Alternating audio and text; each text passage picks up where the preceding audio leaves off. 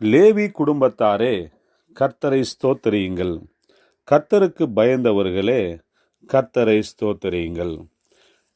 இன்று ஞாயிற்றுக்கிழமை, டிசம்பர் மாதம் 27ஆம் தேதி 2020. இந்த நாளின் வேத வசன தியானத்திற்கென்று நாம் தெரிந்தெடுத்திருக்கும் வேத பாகமானது ஏசாயா தீர்க்க தரிசன புத்தகத்தின் 9ஆம் அதிகாரத்தின் 4ஆம் வசனம். மீதியானியரின் நாளில் நடந்தது போல அவர்கள் சுமந்த நுகத்தடியையும் அவர்கள் தோளின் மேலிருந்த மிலாற்றையும் அவர்கள் ஆளோட்டியின் கோலையும் முறித்து போட்டீர் என்பதே. கிறிஸ்துவுக்குள் பிரியமான தேவனுடைய ஜனங்களே, காலை வணக்கங்கள். இன்றைய நாளின் வேத வசன தலைப்பு நாம் இப்படியாக கொடுக்கலாம்: நுகங்களை முறித்து போடுதல் என்பதாக. மேசியாவாகிய இரட்சகர் வந்து தம்முடைய ஜனங்களின் மேல் மற்றவர்கள் சுமத்தியிருக்கும் நுகங்களையும் அவர்கள் செலுத்துகிற ஒடுக்குமுறைகளையும் மற்றும் அவர்கள் படும் பயங்கரமான கொடுமைகளிலிருந்து அவர்களை தப்புவிப்பது மட்டுமல்ல, அப்படிப்பட்ட கொடுமைப்படுத்துகிற அந்தகார சக்திகளை அழித்து போடுவதற்காகவே இயேசு கிறிஸ்து இந்த உலகத்திற்கு வந்தார் என்பதை இந்த தீர்க்க தரிசன வசனமானது மிகவும் தெளிவாக எடுத்து சொல்கிறது.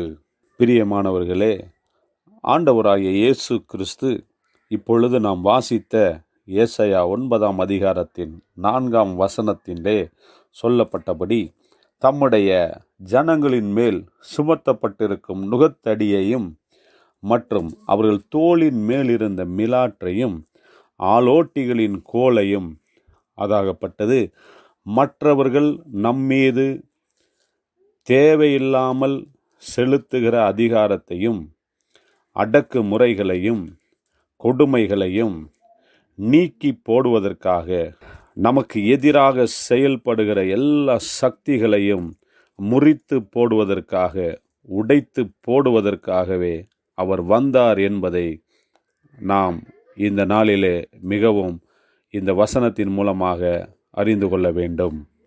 இயேசு கிறிஸ்துவின் பிறப்பின் போது கூட எதற்காக ஆண்டவராகிய இயேசு கிறிஸ்து இந்த பூமிக்கு வந்தார் என்பதை தேவ தூதர்கள் மிகவும் தெளிவாக சொல்லுகிறார்கள்.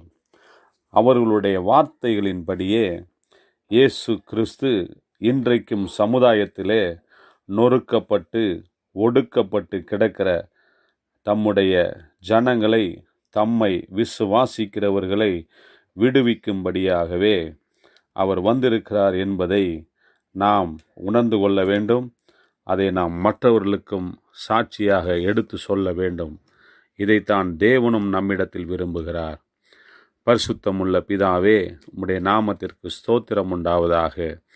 உம்முடைய குமாரனாகிய இயேசு கிறிஸ்துவை இந்த உலகத்திற்கு அனுப்பி ஒடுக்கப்பட்டு கொடுமையிலே சிக்கி தவிக்கிற மற்ற அந்தகார சக்தியின் பிடியிலே சிக்கி கிடக்கிற சகலவித நுகங்களை சுமந்தவர்களாக, அடிமைகளாக கிடக்கிற ஜனங்களை விடுவிக்க உம்முடைய குமாரனை அனுப்பினீர்.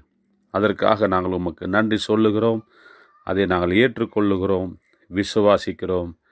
இயேசு கிறிஸ்துவின் நாமத்தில் பிதாவே, ஆமேன்.